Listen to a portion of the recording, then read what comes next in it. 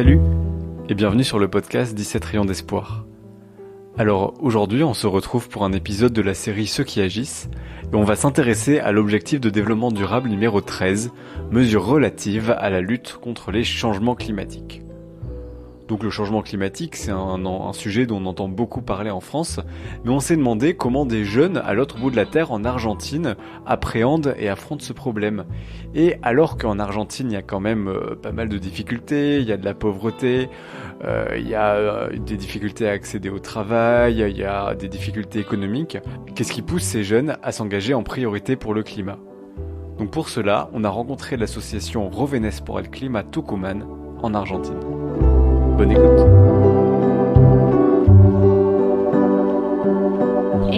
Yo soy Nina Sosnitsky. Nina Sosnitsky est une jeune fille de 24 ans. Coiffée d'une casquette, elle est photographe et fait des études de cinéma. C'est elle qui a fondé l'association Jóvenes por el Clima.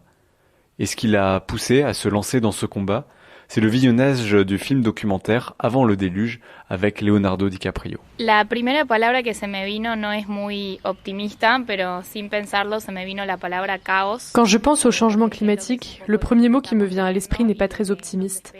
Mais sans y réfléchir, c'est le mot chaos qui me vient. Car j'ai l'impression que c'est ce que nous vivons et ce qui nous attend.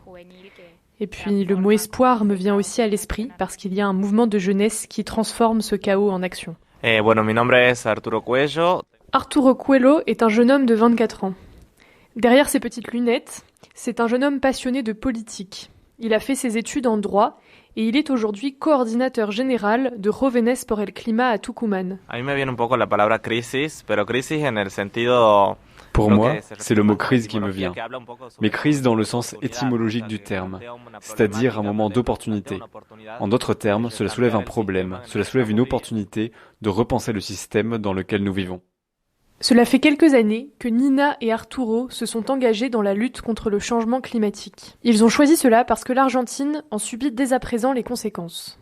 Es algo que de chiquitos, cuando éramos más jóvenes, pensábamos que era algo del futuro, pero ya es algo del presente. Quand nous étions enfants, quand nous étions jeunes, nous pensions que le changement climatique était quelque chose qui se passerait dans le futur. Mais c'est quelque chose du présent.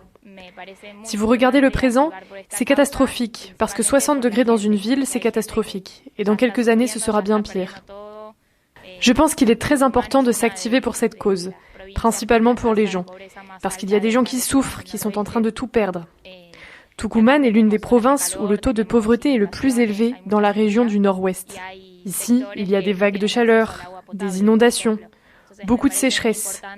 Et il y a des endroits où les gens n'ont pas accès à l'eau potable, par exemple. Il me semble donc très important qu'en tant que jeunes, nous puissions exiger du gouvernement qu'il élabore et mette en œuvre des politiques d'adaptation et d'atténuation du changement climatique. Car le changement climatique est quelque chose qui est en train de se produire. Les gens en souffrent dans le présent et ils en souffriront dans l'avenir. Nina nous parle d'atténuation et d'adaptation. L'atténuation, c'est le fait de prendre des mesures pour éviter que le changement climatique ne se produise ou en tout cas se produise trop fort. Donc par exemple, ça va être le fait de moins prendre la voiture pour moins polluer et donc éviter le changement climatique. L'adaptation, c'est le fait de s'adapter aux conséquences du changement climatique, donc par exemple construire des logements qui sont adaptés aux fortes chaleurs.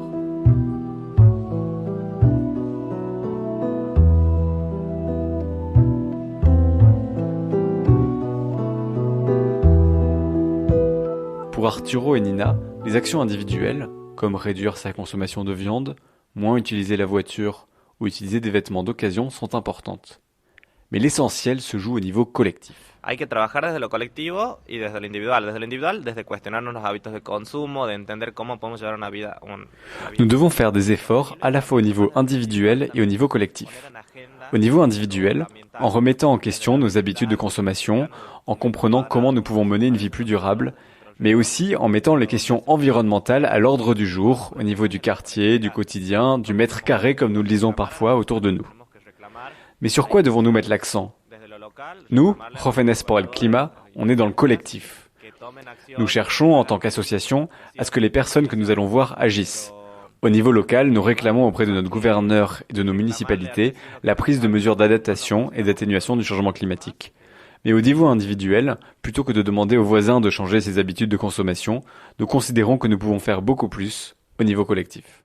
L'association de Nina et Arturo est engagée en politique. Dans leurs actions, ils mènent peu de sensibilisation parce qu'il y en a déjà qui sont faites à Tucumán. Mais ils vont plutôt aller voir les politiques, les législateurs ou ceux qui prennent des décisions pour qu'ils prennent en compte le climat dans leurs décisions. Nous ne sommes pas partisans. Donc en tant que mouvement, nous ne brandissons pas de bannière politique. Au niveau individuel, peut-être qu'il y a des personnes qui ont des affinités avec un parti, mais nous ne le rendons pas public parce que notre rôle est précisément de nous articuler avec les gouvernements au pouvoir, pour rendre l'agenda politique plus vert, avec plus de plans d'adaptation et d'atténuation. Par exemple, lors des dernières élections dans la province de Tucumán, ils ont interviewé de nombreux candidats pour comprendre leur vision politique et qu'est-ce que ces candidats comptaient faire sur le plan environnemental.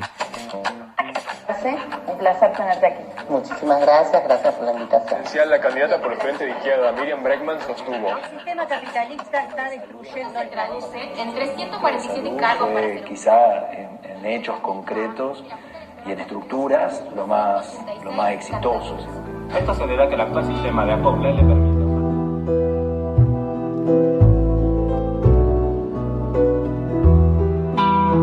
Latinoamérica y África no llegaron a contaminar el 10% en toda la historia del mundo. Entonces, ¿por qué tenemos que ser los primeros en dar L'Amérique latine et l'Afrique n'ont pas pollué 10% dans toute l'histoire du monde.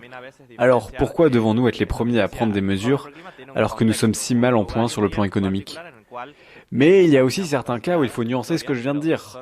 Nous, Jóvenes por el Clima, on s'inscrit dans un contexte particulier, un lieu, une époque où nous n'avons pratiquement rien pollué dans l'histoire. Mais ce sont nos ressources qui alimentent d'autres pays. C'est la réserve de lithium qu'ils cherchent à utiliser, qui se trouve en particulier entre le Chili, l'Argentine et la Bolivie. Il faut donc parfois comprendre comment déterminer qui est responsable, de qui ne l'est pas, et qui doit payer pour cela. En effet, le contexte est compliqué en Argentine.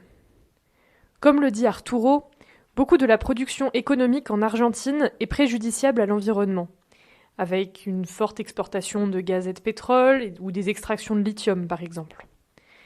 En plus, le contexte économique est très difficile en ce moment, avec une monnaie fluctuante, une inflation très très forte et un taux de pauvreté en hausse constante. Le changement climatique n'apparaît pas forcément comme une priorité, comme le montrent les élections présidentielles qui ont lieu au moment où nous enregistrons cet épisode. Ainsi, dans ce contexte, il peut sembler dur d'insuffler un mouvement pour lutter contre le changement climatique. La question de la responsabilité entre les pays pour le changement climatique est une question qui revient souvent. C'est vrai qu'en France, on entend parfois l'idée que la France n'est responsable actuellement que de 1% des émissions de CO2 dans le monde. Mais quand on creuse un peu plus, on se rend compte que la France a une responsabilité historique si on regarde les émissions CO2 cumulées depuis 1850. Et c'est donc très intéressant d'entendre le point de vue de Arturo, argentin, qui lui nous dit que l'Argentine a une responsabilité historique assez faible et que des fois il se demande pourquoi ce serait l'Argentine qui devrait commencer à prendre le plus de mesures alors qu'ils sont déjà dans de grandes difficultés économiques. Mais en même temps, Arturo est le premier à s'engager pour le climat dans cette association parce que la question de la responsabilité est compliquée. C'est vrai que pour l'extraction du lithium, qui est une industrie très polluante, la question se pose, puisque l'extraction a lieu en Argentine, donc sur le sol argentin, mais en même temps pour que le lithium soit utilisé en France, aux États-Unis, en Europe. Donc qui est responsable derrière tout ça ?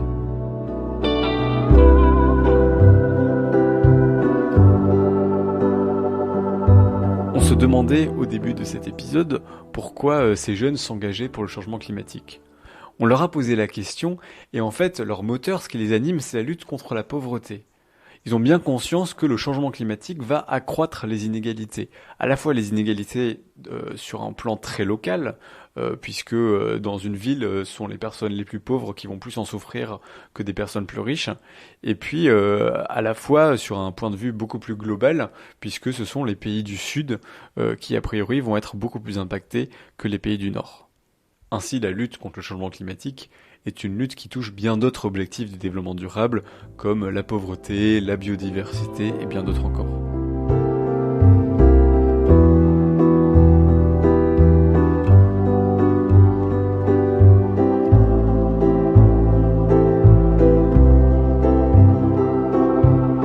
C'est la fin de cet épisode. On espère qu'il vous a plu et qu'il vous aura appris des choses sur la lutte contre le changement climatique en Argentine. Si le podcast vous plaît et que vous souhaitez le soutenir, vous pouvez le faire en ajoutant 5 étoiles ou un commentaire sur votre plateforme d'écoute préférée, ou alors vous pouvez également partager un épisode, voire le podcast entier, à vos amis ou vos connaissances. Ça nous aidera énormément. En attendant, si vous voulez retrouver des nouvelles de 17 rayons d'espoir, ça se passe sur le blog 17rayonsdespoir.fr, rayon au pluriel, tout attaché. À très bientôt pour un nouvel épisode.